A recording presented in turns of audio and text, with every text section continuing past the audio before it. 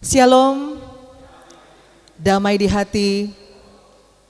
Jumpa lagi dengan Gemim Betania Teling Tingkulu dalam kegiatan kunjungan sharing dan penggembalaan.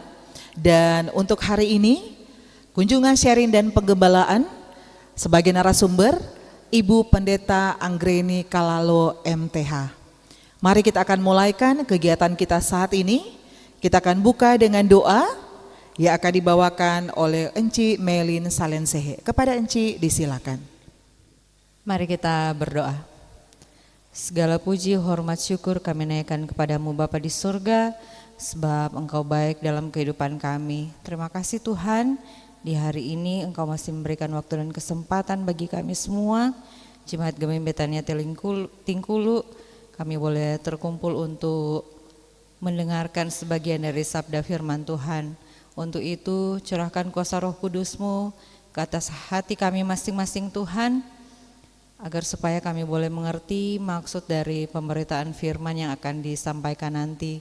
Untuk hamba pelayan-Mu yang akan menyampaikan materi nanti, kiranya Tuhan Yesus berkati dia dengan kuasa Roh Kudus-Mu, beri hikmat agar ia dapat berkata-kata hanya sesuai dengan kehendak-Mu. Ini doa kami Tuhan, dalam nama Yesus, amin. Jemaat yang diberkati Tuhan, tibalah saatnya kita akan mendengarkan materi, tapi sebelumnya mari kita akan membaca Alkitab. Dan untuk pembacaan saat ini akan dibawakan oleh Saudara Freisan Walando. Pembacaan kita pada saat ini terdapat pada Wahyu 20 ayat 1-6 dengan perikop kerajaan 1000 tahun. Dan saya akan membacakannya untuk jemaat sekalian. Lalu aku melihat seorang malaikat turun dari sorga memegang anak kunci jurang maut dan suatu rantai besar di tangannya. Ia menangkap naga, si ular tua itu, yaitu iblis atau Satan, dan mengikatnya selama 1000 tahun. Ia melemparkannya ke dalam jurang maut, lalu menutup jurang maut itu dan memutaraikannya di atasnya, supaya ia jangan lagi menyesatkan bangsa-bangsa sebelum berakhir masa 1000 tahun itu. Setelah itu, ia akan dilepaskan untuk waktu yang singkat. Lalu aku melihat tahta-tahta dan orang-orang yang duduk di atasnya. Kepada mereka diserahkan kuasa untuk menghakimi.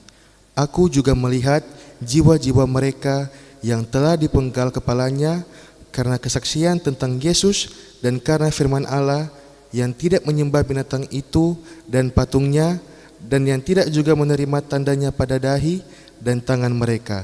Mereka hidup kembali dan memerintah sebagai raja bersama Kristus untuk masa 1000 tahun. Namun orang-orang mati lainnya tidak hidup kembali sebelum berakhir masa 1000 tahun itu. Inilah kebangkitan pertama. Berbahagia dan kuduslah orang yang mendapat bagian dalam kebangkitan pertama itu. Kematian yang kedua tidak berkuasa atas mereka, tetapi mereka akan menjadi imam-imam Allah dan Kristus, dan mereka akan memerintah sebagai raja bersama Dia selama 1000 tahun. Sekian pembacaan kita pada saat ini. Yang berbahagia ialah mereka yang mendengarkan firman Allah dan yang memeliharanya. Amin. Jemaat yang diberkati Tuhan, sebelum kita akan mendengarkan materi yang akan dibawakan oleh Ibu Pendeta Anggreni Kalalo MTH, mari bersama-sama kita akan mendengarkan puji-pujian dari Jemaat Kolom 7. Dipersilakan.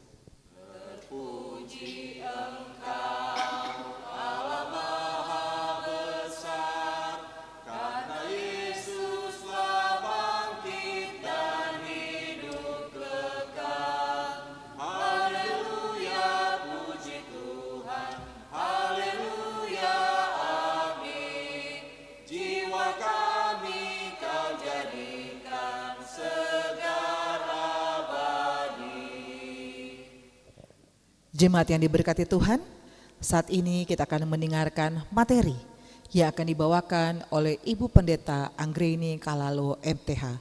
Kepada Ibu disilakan. Ya, Bapak Ibu saudara-saudaraku terkasih dalam Tuhan kita Yesus Kristus. Shalom.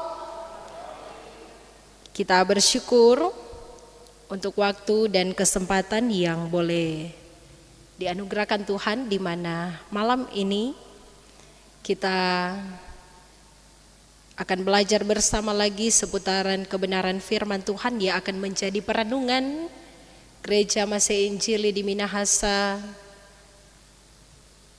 dan terambil dalam kitab Wahyu 20 ayat 1 sampai 6 dengan tema yang diangkat, berbahagialah dan kuduslah mereka yang mendapat bagian dalam kebangkitan.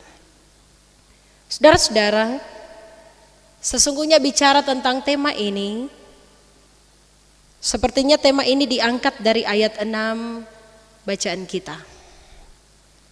Kata bahagia, kalau kita melihat artinya dalam Kamus Besar Bahasa Indonesia, itu menggambarkan tentang suatu keadaan pikiran atau perasaan senang.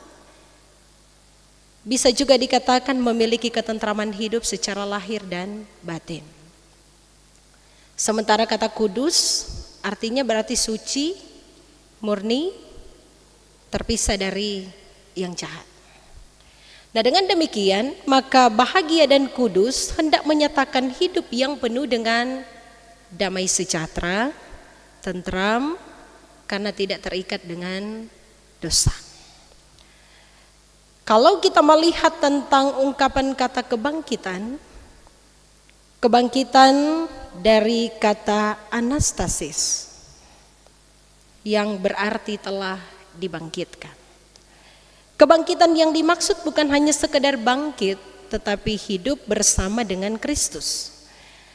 Tapi ada juga beberapa hal yang kita lihat bersama di sini, saudara-saudara.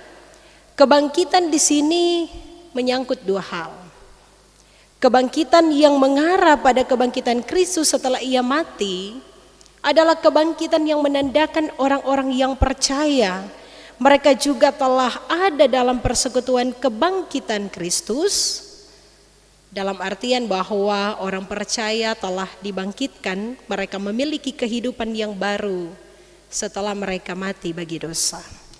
Tetapi di lain pihak, berbicara sesuai dengan konteks bagian bacaan ini tentang apa yang dimaksudkan dengan kebangkitan, berkaca dari Wahyu pasal 20 ayat 6.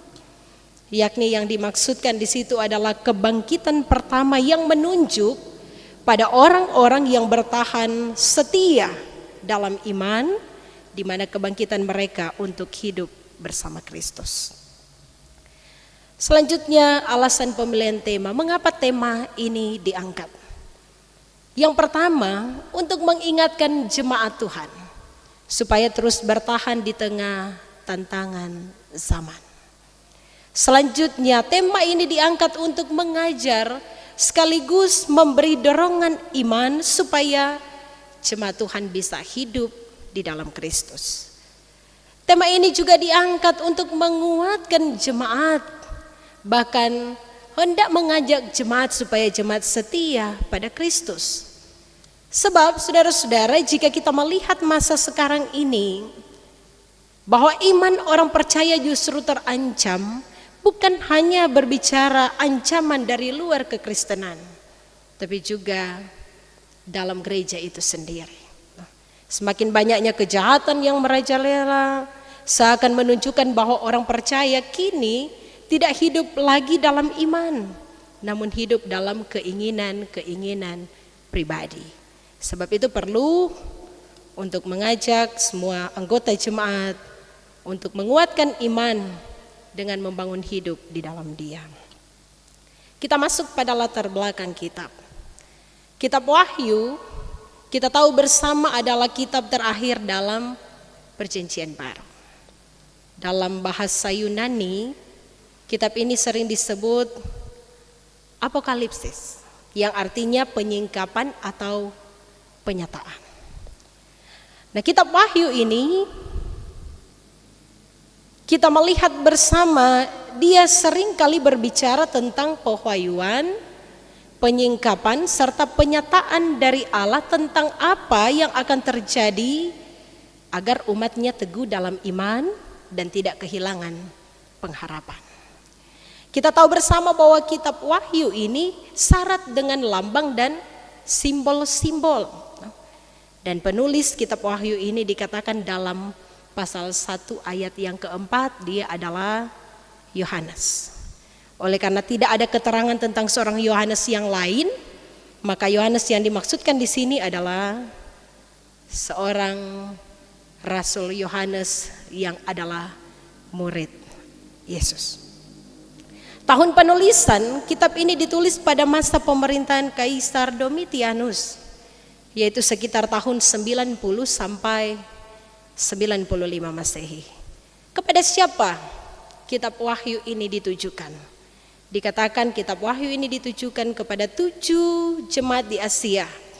Di antaranya adalah Efesus, Smyrna, Pergamus, Tiatira, Sardis, Philadelphia, dan Laodikia.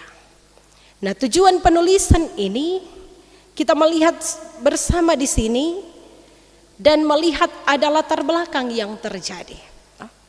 Kondisi umat saat itu ternyata sangat menderita. Mengapa mereka menderita? Sebab ternyata saudara-saudara, orang percaya sedang mengalami penganiayaan yang hebat oleh karena iman yang mereka pertahankan kepada Kristus. Karena kita melihat bersama di sini sebelum Kaisar Domitianus yang memimpin, di situ ada Kaisar Nero. Kita tahu bersama kasus yang dituduhkan kepada orang percaya bahwa Kaisar Nero menuduh orang percaya kepada Kristus sebagai penyebab yang terjadi pada kebakaran di Romawi. Nah, setelah itu datang di masa Domitianus, ternyata orang percaya juga mendapat perlakuan yang sama atas sikap otoriter dari Kaisar Domitianus. Rasanya tentunya di saat itu sulit sekali bagi orang Kristen untuk bertahan dalam iman dengan segala kecaman yang ada, termasuk kecaman dari kepemerintahan yang ada. Dalam kondisi seperti ini, kita tahu bersama bahwa mereka juga sedang menantikan akhir zaman dalam pengharapan akan datangnya keadilan serta kemenangan dalam Kristus. Selanjutnya kita masuk dalam pembahasan teks. Nah, saudara-saudara, dalam perikop ini saya melihat di sini ada 2 hal yang dilihat oleh Yohanes. Pertama, dalam ayat 1 sampai 3. Di situ berbicara tentang Yohanes yang melihat seorang malaikat turun dari surga. Malaikat yang turun dari surga ini mempunyai kekuatan besar atau memiliki kekuasaan. Dikatakan bahwa Yohanes melihat tangannya memegang anak kunci jurang maut dan rantai besar. Saya sudah katakan tadi di awal bahwa kitab Wahyu ini memang syarat dengan simbol-simbol. Nah, saudara-saudara, jika dikatakan bahwa malaikat ini memegang anak kunci jurang maut, maka dapat kita katakan di sini bahwa jurang maut digambarkan memiliki pintu atau penutup di atasnya yang bisa ditutup dan tentunya bisa dikunci. Secara logika kita berpikir kalau dia memegang kunci jurang maut berarti ada pintu atau penutup yang bisa untuk dibuka, ditutup, tapi juga dikunci. Ini berarti suatu tempat di bawah bumi, tempat roh jahat ditahan. Yohanes melihat malaikat itu menangkap naga ular tua, di mana dia katakan naga ular tua itu adalah iblis dan Satan. Bahkan ketika dia menangkapnya, dia mengikat mereka selama 1000 tahun. Nah, disinilah terletak simbol-simbolnya. Naga itu adalah simbol kejahatan. Dia lanjutkan dengan kalimat si ular tua ini menunjukkan pada iblis yang berupa ular di Taman Eden. Kata tua bukanlah pada arti usianya yang sudah tua, Kang. Tetapi kata tua di sini melainkan ia sudah ada sejak semula. Sementara saudara-saudara, kalau kita melihat di sini dikatakan bahwa naga ular tua itu adalah iblis dan Satan. Iblis itu berasal dari kata diabolos yang berarti penuduh palsu atau pemfitnah, atau juga bisa kita katakan artinya suka menjelekan orang. Dan kata Satan berasal dari kata Satanas yang berarti musuh atau lawan. Tentunya bagian ini mengacu pada kekuatan jahat yang menentang Tuhan dan segala rancangan-rancangannya. Nah, kita melihat di sini setelah naga itu ditangkap, ia dilemparkan ke dalam jurang maut. Bukan cuma dilemparkan tetapi ditutup, dikunci dan dimeteraikan.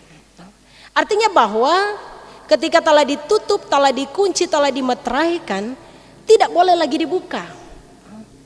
Itu telah dimeteraikan, artinya pintu itu ditutup atas perintah Allah. Mengapa hal itu dilakukan? Kita bisa ada pada pertanyaan, mengapa malaikat dia boleh melakukan itu? Ternyata ada alasannya, saudara-saudara. Kita mendapati jawabannya ada di ayat yang ketiga bacaan kita. Hal itu dilakukan karena ia telah menyesatkan bangsa-bangsa, itu dikatakan dalam ayat yang ketiga. Ia telah memperdaya, menipu serta membuat orang menyimpang dari jalan yang benar. Ia telah membuat semua orang tersesat dan melakukan dosa. Nah, di sini saudara-saudara ada hal yang menarik. Kita lihat bersama. Gambaran naga yang terkenal sebagai ular tua, yang terkenal sebagai dialah iblis dan Satan, yang begitu kuat sehingga dapat mempengaruhi semua orang untuk tidak melakukan yang baik. Dia begitu hebat menyesatkan orang, yang justru menipu daya orang, ternyata kalah terhadap kuasa Allah melalui malaikat yang diutus. Ini tentunya membuktikan bahwa seberapa hebat kuasa iblis dan Satan itu. Mereka punya kuasa yang terbatas, kuasa yang tidak dapat menandingi kuasa Allah.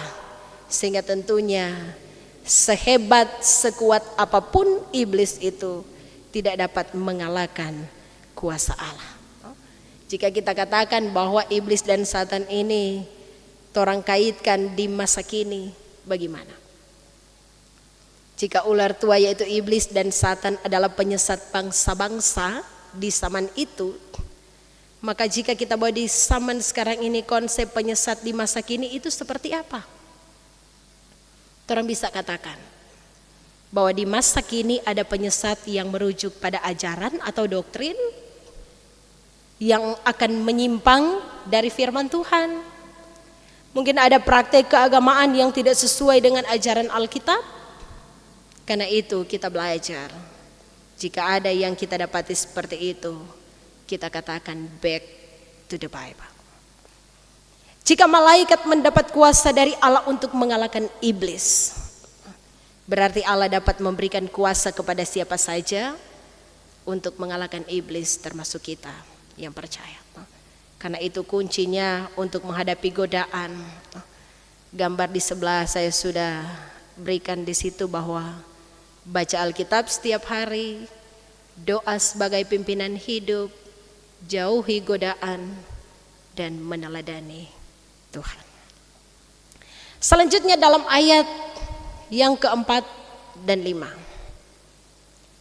Saudara, Yohanes sini melihat para martir, yakni orang-orang yang dibunuh. Nah, dalam catatan ini, dalam bagian ayat yang keempat ini, ternyata ditulis alasan mengapa mereka dibunuh, tetapi juga alasan mengapa mereka memperoleh hidup.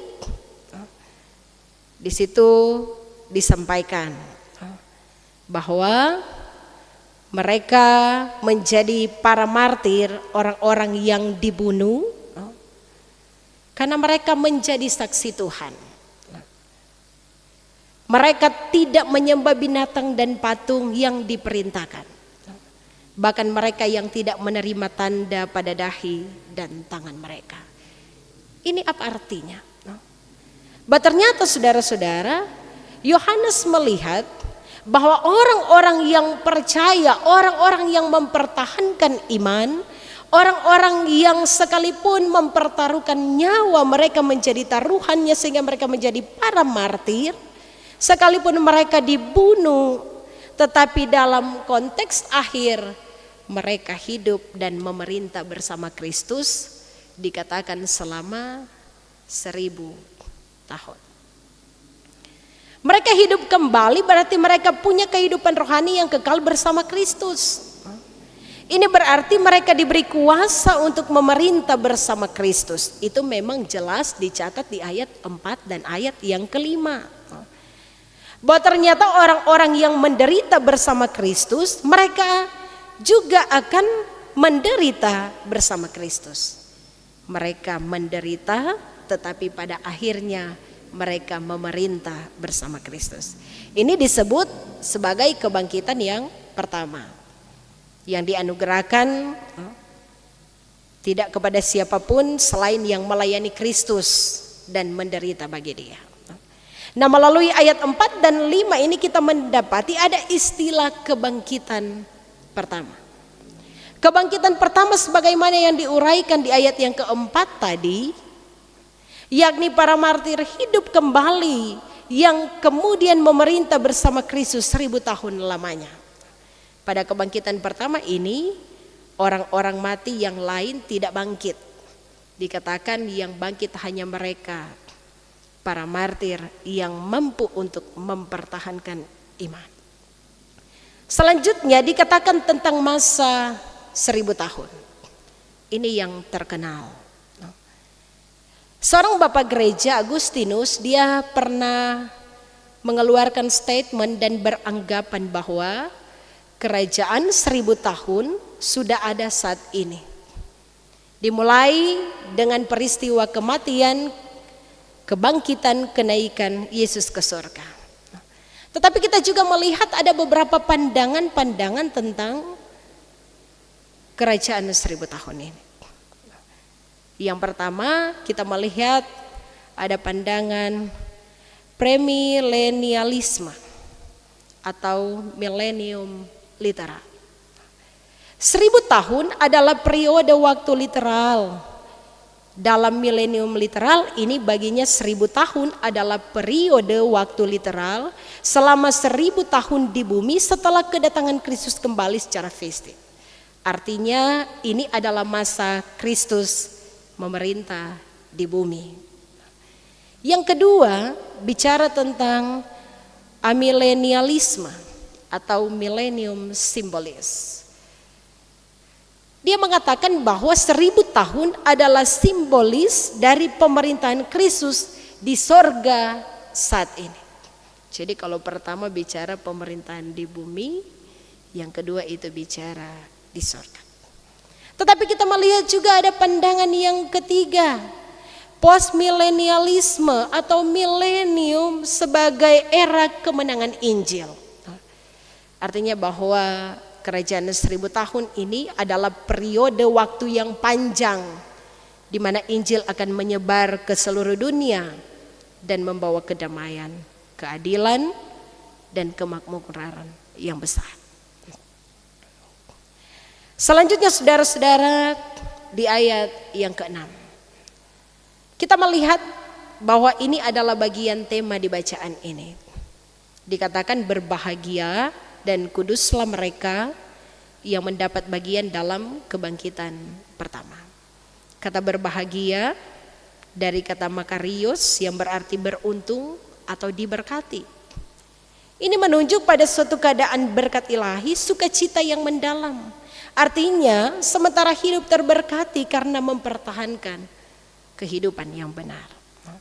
Sementara kata kudus dari kata hagios, erat kaitannya dengan kata suci atau murni.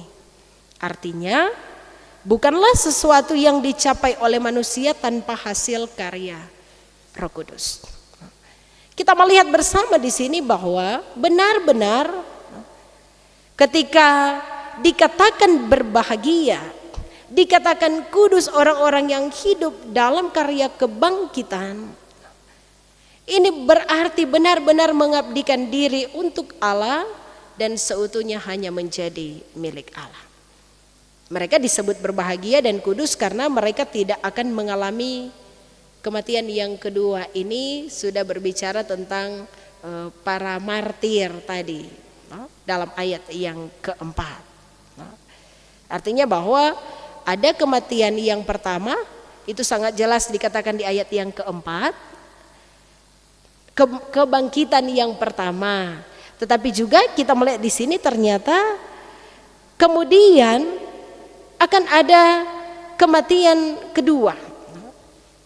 Di ayat yang ke-6 dicatat di situ bahwa kematian kedua ini adalah kematian sebagai penghukuman kekal yang terakhir. Di mana para martir ini yang memerintah sebagai raja bersama dengan Kristus, mereka akan menjadi imam-imam Allah dan mereka akan memerintah sebagai raja. Selanjutnya kita masuk pada pesan firman. Melalui bagian bacaan ini, saudara-saudara, apa yang dapat kita pelajari? Kita dapat mengambil maknanya, percayalah pada kuasa Allah, sebab tidak ada kuasa yang lebih besar daripada kuasanya. Mari kita perteguh iman, bangun hubungan yang baik dengan Allah, serta peliharalah persekutuan dengan Allah. Semua penglihatan yang dilihat Yohanes ini adalah hal yang akan terjadi, bukan berita hoax, dan karena itu percayalah. Sebab hidup dalam kekudusan dan persekutuan dengan Kristus adalah sumber kebahagiaan yang kekal dan tidak tergoyahkan. Itu ada gambar tapi mungkin tidak terlalu jelas. Itu adalah lagu lawanlah godaan selalu bertekun dan apa yang selanjutnya. Demikian, Tuhan Yesus memberkati.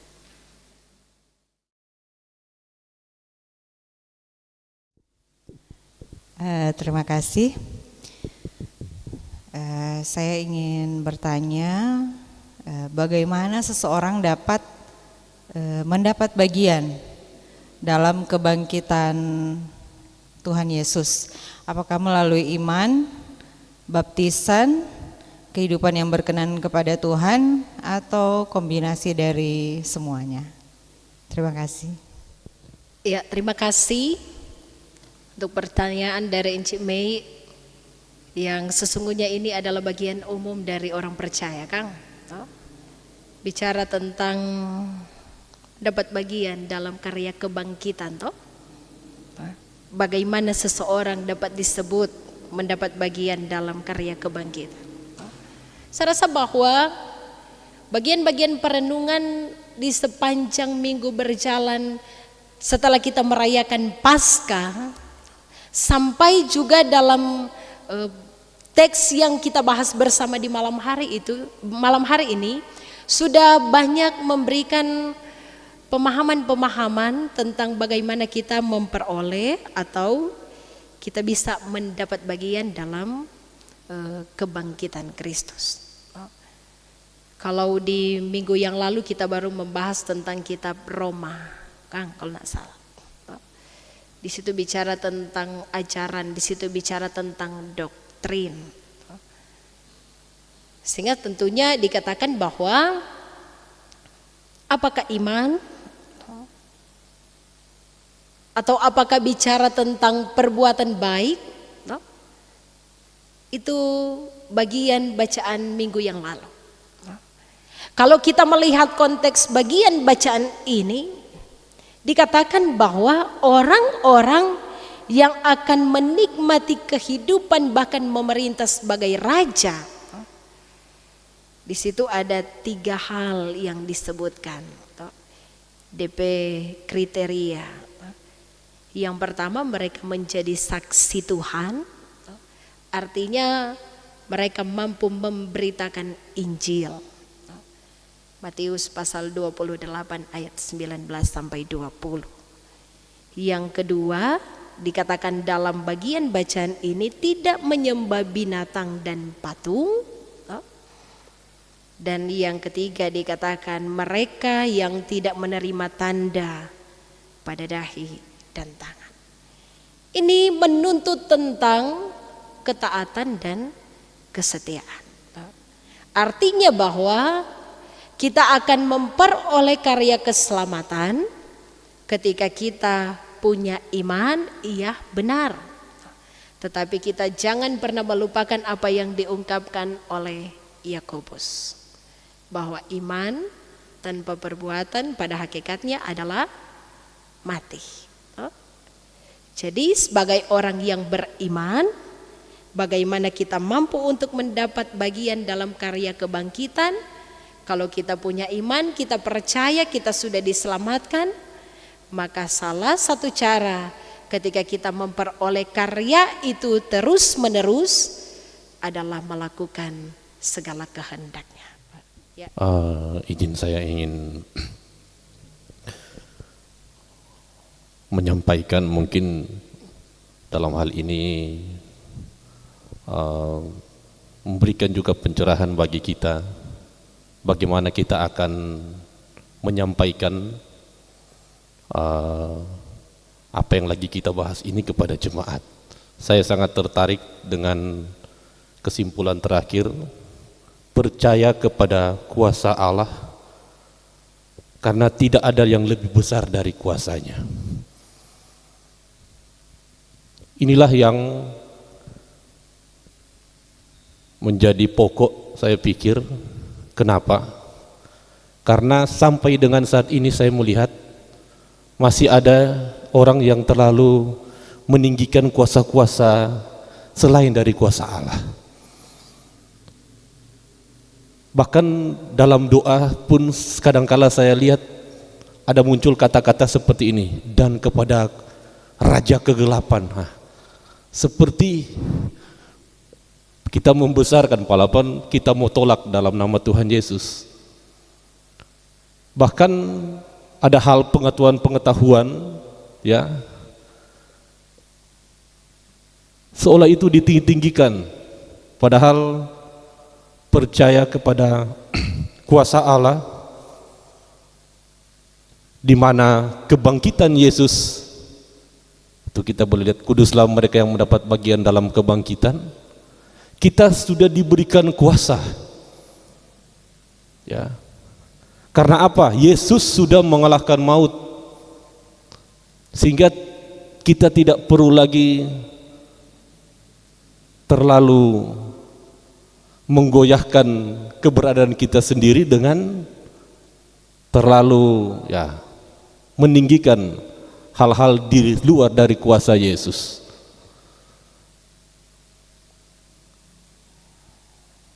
Nah, dalam posisi ini juga kita melihat bahwa kitab Wahyu ini bukan hanya menceritakan tentang apa yang akan datang, tetapi tadi sudah dijelaskan bahwa ini juga mau dinyatakan agar supaya kita tetap setia dan taat dan tetap mengasihi Yesus, dan kita juga saling mengasihi. Karena hal-hal inilah yang akan menggagalkan akan setiap rencana-rencana iblis dalam kehidupan kita. Kita punya pengalaman ketika seseorang dia mengalami manifestasi contohnya, dan itu susah untuk dikeluarkan apabila orang itu menyimpan satu akar pahit. Berarti kan ada hal yang tidak beres dalam kehidupannya. Jangan kita berpikir bahwa itu kuasa raja kegelapan ya, atau mungkin manifestasi ada yang masuk pada dia. Bukan. Ini salah satu bentuk yang boleh saya bagikan sebagai kesaksian, biar orang mau tengking-tengking itu orang tidak akan keluar. Kenapa? Akar pahit yang ada dalam dirinya, sehingga itu harus kita bereskan. Nah, dalam wahyu yang kita baca ini, dia bukan hanya sekedar mau membahas tentang apa yang akan datang, namun semuanya sementara kita alami saat ini, sehingga kehidupan yang taat dan setia, bertekun, saling mengasihi, setia dalam kehidupan kita, itulah yang harus kita sampaikan di dalam kehidupan kita dalam berjemaat. Mungkin itu Bu Pendeta, mohon tanggapan. Terima kasih. Terima kasih atas kesempatan yang diberikan. Pembacaan ini memang kalau secara harafiah kita membaca dari firman tadi, Wahyu pasal 10 ya, ayat 20 ayat 1 sampai 6. Ini ayat 1 sampai 3 bicara tentang iblis diikat dan akan dibebaskan pada waktu 1000 tahun. Memang kalau mungkin orang melihat langsung di situ, berarti kalau bicara tentang iblis diikat setelah kebangkitan Kristus, bayangkan kalau iblis diikat dan dilepaskan. Sedangkan torang saja dalam artian torang masih terbawa dengan nenek moyang toh, dalam artian pengertian-pengertian yang torang bawa bahwa oh kalau begini akan jadi begini toh. Itu kan ikatan-ikatan, apalagi kalau iblis dilepas toh. Torang so tahu ini iblis digambarkan sesuatu yang sangat luar biasa, yang kalau dia dilepas toh, kalau dia dilepas bagaimana ini DP kejadian itu toh. Dan yang ayat 4 sampai 6 yaitu bicara tentang kebangkitan dari orang-orang kudus. Dalam artian firman ini kalau mungkin supaya juga kami tidak salah mengartikannya untuk menyampaikan kepada jemaat, karena pasti ada jemaat akan bertanya, bagaimana dan terhadap kehidupan itu kalau setelah 1000 tahun itu pengertiannya bagaimana toh? Mungkin bagi saya ini bicara tentang pertobatan, so mungkin ya, pendeta. Mungkin dikoreksi kalau mungkin salah, bicara tentang pertobatan. Dalam artian kita harus hidup dari hidup yang tidak berkenan menjadi berkenan atau hidup dalam pertobatan. Sehingga kita dapat diartikan sebagai mereka yang hidup percaya yang akan dihidupkan. Tapi memang kalau orang baca di ayat 4 sampai 5 itu bicara tentang yang mati martir toh. Berarti memang kehidupan juga yang akan dibangkitkan bagi mereka yang memang mati martir dalam mempertahankan Injil. Jadi ada pemahaman-pemahaman yang jangan sampai mungkin orang mau sampaikan ini jadi salah di pengertian ini tentang ini, pengertian tentang ini iblis ini. Jadi kalau saya mungkin perlu dipaparkan kembali ini arti yang sebenarnya apa ini toh, penglihatan Yohanes ini dalam kitab Wahyu ini. Apakah memang bicara tentang kehidupan setelah kebangkitan Kristus dan iblis akan dibebaskan, atau memang bicara tentang kehidupan yang dorang tahu, dorang lebih kenal, dorang bilang akhir zaman toh, atau bicara tentang kemuliaan Bapa di surga. Dalam artian mungkin supaya ada gambaran untuk orang mau sampaikan tentang pengertian ini. Tetapi mungkin bagi saya adalah bagaimana untuk kita hidup dalam pertobatan sehingga kita bisa dibangkitkan sebagai orang-orang yang percaya, yang penjelasan di ayat 4 sampai 6. Mungkin cuma itu, mohon ditanggapi supaya juga orangnya tidak salah untuk pemberitaan di minggu-minggu ini ya, yang pembacaan tentang Wahyu 20 ayat 1 sampai 6. Terima kasih. Ya, terima kasih Bapak Ibu saudara-saudara. Sebenarnya kalau bicara tentang apa yang diungkapkan oleh Pendeta Ramli ini sepertinya sudah berbicara tentang kesimpulan Kang. Oh, kalau tadi kita membahas tentang sedemikian panjang dan detailnya tentang ini, tapi mungkin lebih kepada melihat bagaimana ya, secara praktis, Kang. Apa yang dimaksudkan di sini? Saudara, saya harus katakan yang pertama, yang pasti kita harus memahami dulu, sama seperti apa yang saya katakan tadi tentang kerajaan, dikatakan di sini 1000 tahun. Sehingga saya mengulangi lagi bahwa ternyata banyak memang anggapan-anggapan tentang kerajaan 1000 tahun ini. Ada yang beranggapan bahwa salah satunya seorang Bapak Gereja Agustinus, saya katakan tadi, dia beranggapan bahwa kerajaan 1000 tahun ini dia sudah ada saat ini.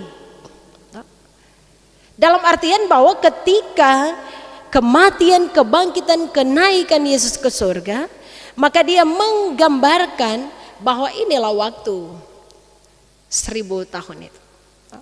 Artinya bahwa rentetan peristiwa di saat kenaikan Tuhan Yesus sampai kepada peristiwa sebelum masa penghakiman terakhir itu datang.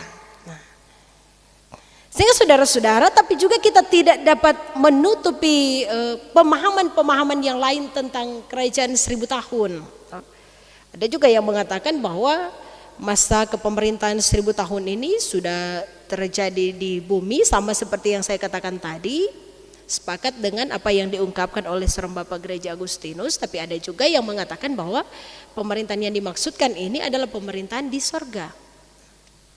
Sehingga saudara-saudara, ketika dia katakan di sini ada ungkapan setelah 1000 tahun akan ada iblis yang diikat, yang sebenarnya sudah ditutup, sudah dimeteraikan.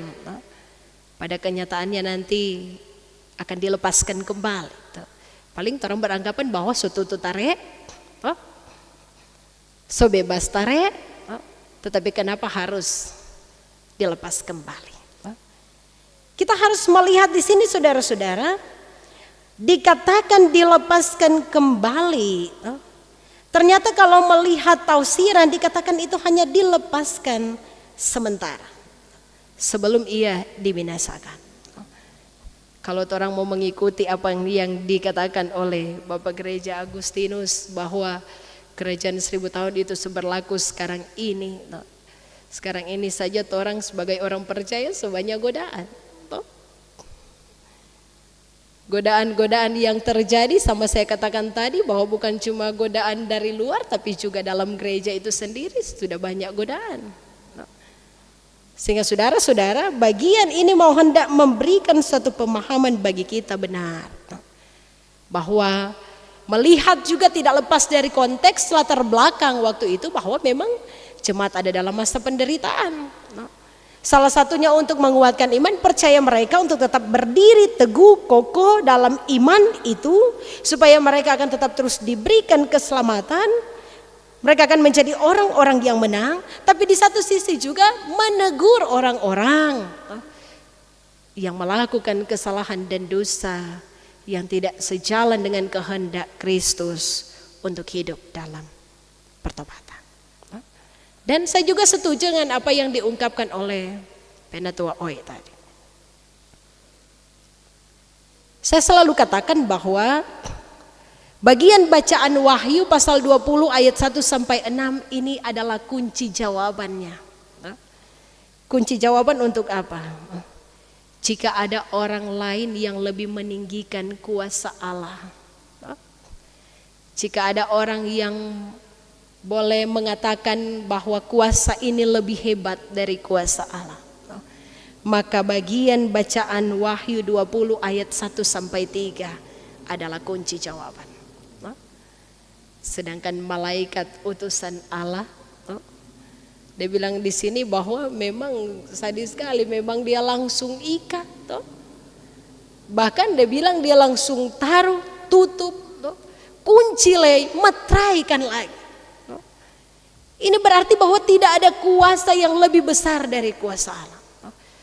Sehebat apapun kuasa itu, dalam pemikiran atau dalam pandangan manusia, tetapi dalam pandangan Allah, bahwa tidak ada kuasa yang lebih besar dari kuasa Allah. Saya selalu katakan bahwa kita ini manusia terkadang lemah.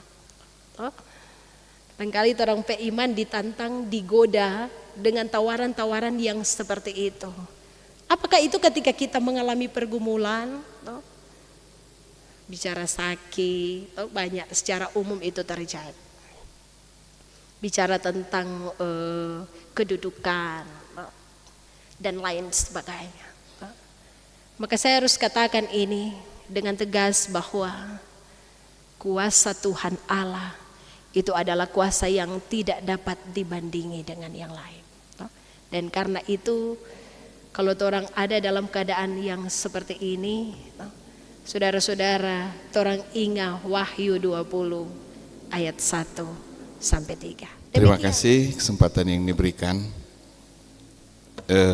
Memang bagi kita semua membaca kitab Wahyu ini, barangkali kalau kita baca secara keseluruhan, ada simbol-simbol yang terdapat di dalamnya, bahkan berbicara banyak tentang akhir zaman di kitab Wahyu ini. Nah, di pembacaan kita saat ini dengan tema bareng di kerajaan 1000 tahun lalu, barangkali mungkin ketika kita melihat tema yang ada, sebetulnya saya berpikir apa sebetulnya hubungan antara kerajaan 1000 tahun dengan tema berbahagia dan kuduslah mereka yang mendapat bagian dalam kebangkitan.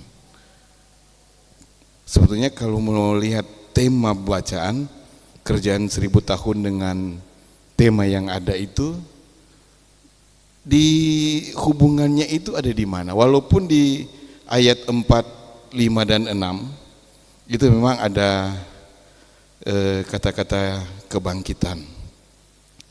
Kemudian yang kedua,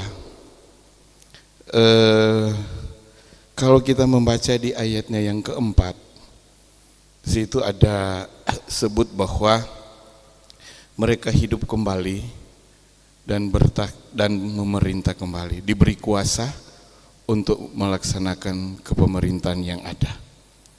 Yang dimaksudkan di situ siapa mereka itu? Apakah itu yang disebut kebangkitan pertama?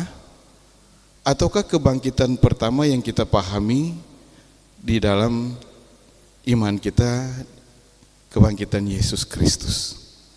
Apalagi ada bilang dikunci selama 1000 tahun. Nah, apakah yang disebut kebangkitan pertama itu adalah kebangkitan yang disampaikan di ayat yang keempat? Sehingga beralasanlah tema ini disebut berbahagia dan kuduslah mereka mendapat bagian dalam kebangkitan. Dan yang terakhir, kalau tidak salah tadi di materi yang disampaikan ada disebut bahwa naga ini disimbolkan sebagai setan ataupun yang bengis. Nah, simbol-simbol ini barangkali kita baru melewati hari Paskah. Simbol-simbol ini apakah masih ada dalam kehidupan kita semua? Tanggapan Ibu Pendeta, misalnya kita membaca atau melihat di media sosial banyak mereka yang mengatasnamakan Alkitab, mengatasnamakan kepercayaan kita untuk melakukan hal-hal misalnya penyembuhan dan lain sebagainya. Padahal kalau kita mau baca, melihat juga, dengar, mereka pakai Alkitab. Mereka mengatasnamakan Tuhan Yesus. Tetapi kalau baca terus komentar-komentar yang ada, sebagian mendukung, sebagian malah menyampaikan bahwa itu tidak benar. Nah, saya meminta tanggapan dari pendeta, apakah itu menurut kepercayaan kita itu memang dilakukan dengan didasari dengan Alkitab, atau mungkin ada kepentingan-kepentingan yang lain? Saya kira demikian, terima kasih. Terima kasih untuk kesempatan. Saya ingin menanyakan tentang kebangkitan pertama. Nah, dalam kitab Matius itu ketika Yesus mati, itu kubur-kubur terbuka dan banyak orang kudus itu bangkit. Nah, apakah ada korelasi antara kebangkitan yang disampaikan dalam kitab Wahyu ini dengan yang disampaikan dalam kitab Matius? Karena kalau secara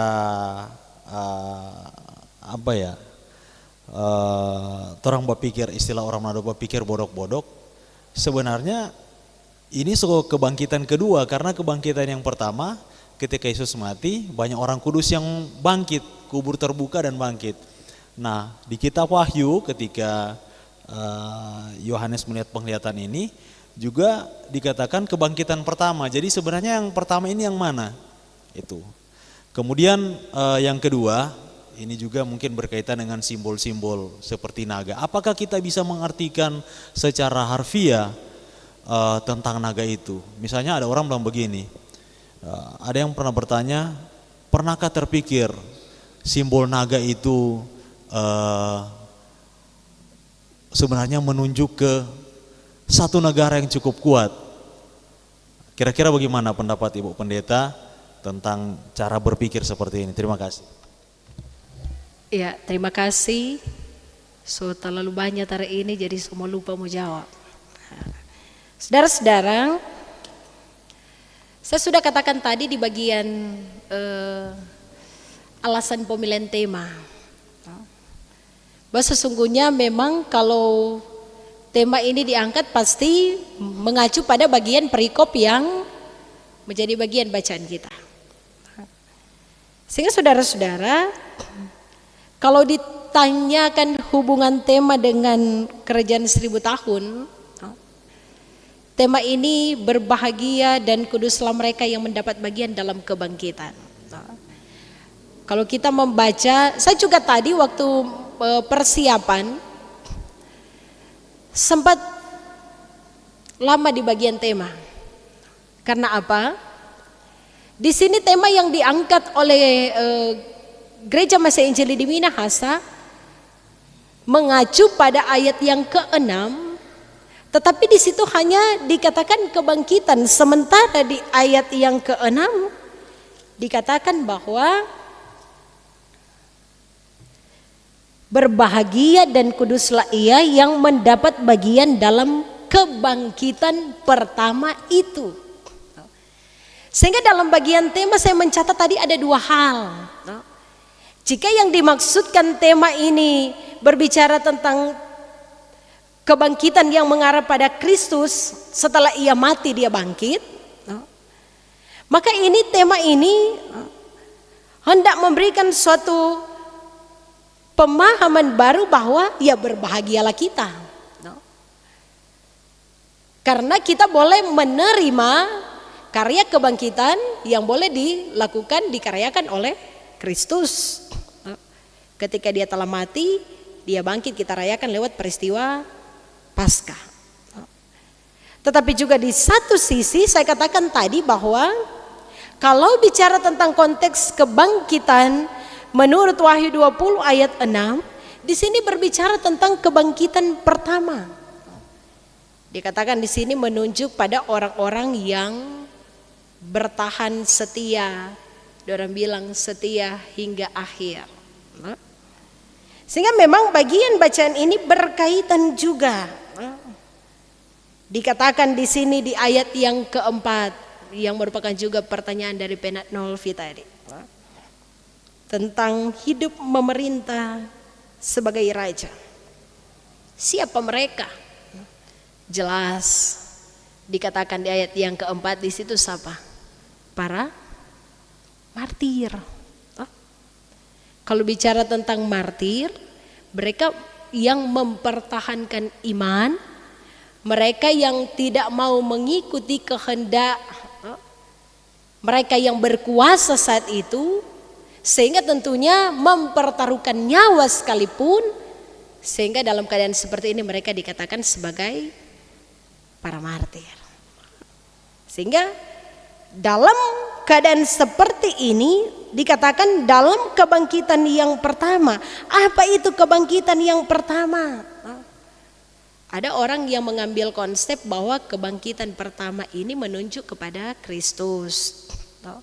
Ketika dia telah mati, dia bangkit, dan kemudian kebangkitan yang kedua bicara tentang di hari penghakiman, yang orang sering katakan bahwa dia akan datang untuk kedua kalinya sebagai seorang hakim yang adil. Tetapi saudara-saudara, tahukah kita bahwa kebangkitan pertama di sini dikatakan secara jelas di ayat yang keempat, bahwa ternyata kebangkitan pertama itu terjadi bagi kehidupan para orang-orang kudus. Mereka akan memerintah sebagai raja, artinya berarti mereka akan tetap terus ada dan hidup kudus. Mereka akan tetap terus melaksanakan apa yang menjadi kepemerintahan Kristus. Sehingga dalam bagian ini dikatakan bahwa itulah kebangkitan pertama. Jadi supaya saudara-saudara tidak bingung, kebangkitan pertama ini dicatat di ayat yang kelima. Kalau bicara tentang yang kedua, kita berada pada masa penghakiman. Ketika Yesus akan datang sebagai hakim yang adil. Sehingga tadi dia bilang dalam bagian Alkitab situ bahwa tidak semua orang-orang yang mati, tadi itu dikatakan bahwa kebangkitan yang pertama ini hanya terjadi bagi para orang kudus. Tetapi nantinya ketika akan datang hari penghakiman, ternyata orang-orang yang mengalami kebangkitan pertama ini mereka tidak ada lagi pada masa penghakiman itu. Sebab mereka sudah mengalami kebangkitan yang pertama. Tidak akan ada kedua kalinya kok, dipertegas. Artinya bahwa hanya pertama kali. Nah saudara-saudara, ini juga berkaitan dengan apa yang diungkapkan oleh Diaken Heri. Karena bicara tentang pemahaman tentang kebangkitan pertama, mengarah atau mengacu pada bagian kitab Injil yang mengatakan bahwa kubur terbuka, para orang kudus itu bangkit. Jika kita kaitkan dengan bagian ini, saya bisa katakan bahwa kita bisa mengatakan bahwa apa yang diungkapkan dalam kitab Injil itu bisa jadi ini juga yang diungkapkan dalam kitab Wahyu. Sebab dikatakan kubur terbuka, yang bangkit pada waktu itu adalah orang-orang kudus. Dan benar apa yang dikatakan di ayat yang kelima. Selanjutnya saudara-saudara, bicara tentang simbol-simbol. Di sini ada simbol naga. Dia katakan di situ naga, ada DP selanjutnya penako itu. Naga ular tua. Iya toh? Naga ular tua. Bahkan dia katakan di situ apa lagi? Iblis dan Satan. Dia katakan iblis dan Satan. Nah, iblis ini dalam bagian kalau orang lihat DP arti sebenarnya, ternyata dikatakan dia adalah penuduh palsu, pemfitnah. Sementara Satan bicara tentang musuh atau lawan, artinya bahwa mengacu pada kekuatan jahat yang menentang Tuhan dan segala rencananya. Sehingga kalau dikaitkan dengan zaman sekarang ini, saya katakan tadi dalam bagian pembahasan materi, bahwa ternyata tantangan kita itu salah satu, bahwa ajaran-ajaran yang terkadang datang seolah-olah ada dalam pemahaman seperti sesuai dengan konteks Alkitab, tetapi pada kenyataannya ternyata kalau orang telusuri bersama itu adalah hal yang keliru. Sehingga saudara-saudara, saya katakan tadi apa? Back to the Bible. Artinya bahwa dasar Alkitabiah yang menjadi dasar inti. Memang kata iya kalau orang mau lihat sama dengan di kitab surat-surat kan Paulus pernah bilang semua orang punya karunia, Kang. Semua mengarah ke situ. Tetapi di satu sisi saudara-saudara, karunia diberikan bagi orang itu berbeda-beda. Tapi di satu sisi kita harus melihat kembali tentang dasar Alkitabiah itu.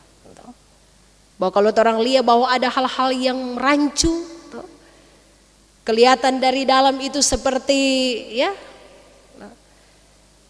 praktek-praktek penyembuhan dan lain sebagainya. Tetapi kita harus ingat saudara-saudara bahwa mari telusuri, tetapi di satu sisi juga harus kembali ke Alkitab. Jika Alkitab itu mengatakan bahwa itu tidak, maka dengan hikmat Tuhan akan menuntun kita untuk memperoleh jawaban yang benar dari hal itu. Ya, demikian. Dan saat ini kita akan masuk dalam doa tutup. Dipersilakan kepada Encik Jelti. Saat ini kita akan menutup rangkaian kita di malam hari ini dan kita akan berdoa bersama. Mari kita berdoa.